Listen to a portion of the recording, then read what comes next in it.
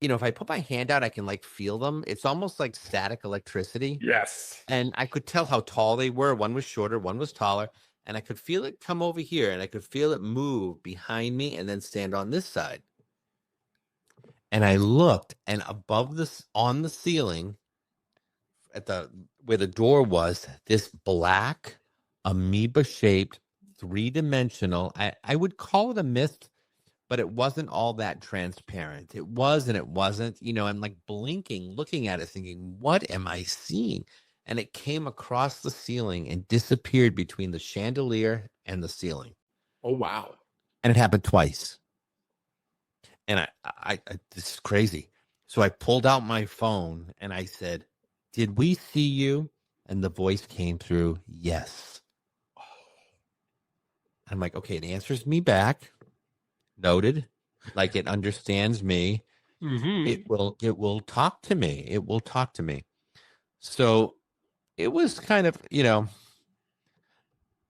was strange. I left that night and I went home and I said, I don't know what I'm going to do. I mean, I really don't know what I'm going to do.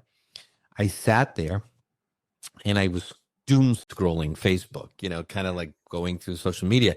And friends of mine in Rhode Island, a couple of hours away, were on a paranormal investigation in the forest at this old monastery that's not a monastery anymore, but it's something else for the town.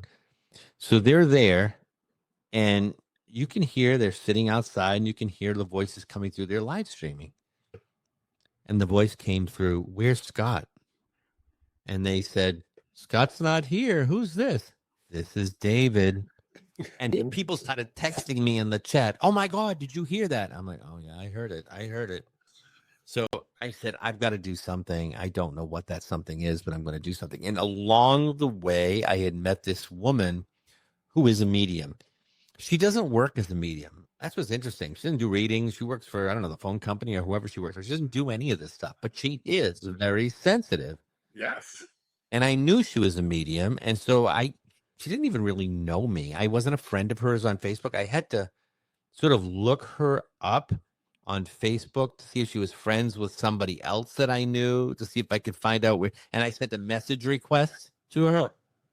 And I said, okay, her name is Janelle. I said, Janelle, I need some help. I don't know what's going on, but I've got this spirit after me. That's exactly what I said. I've got this spirit after me, and I don't know what's going on. She responded to me. I don't know if it was the next day or when it was. She said, "Of course, I remember you. What's going on?" So I told her. We ended up having a chat. And she says, I think what's happening to you is that he knows you can help him and he's looking to cross. That's yes.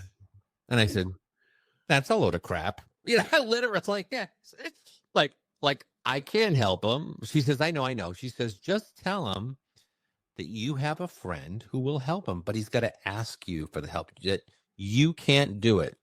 Yes. So if he bothers you again, tell him that you have a friend that will help him.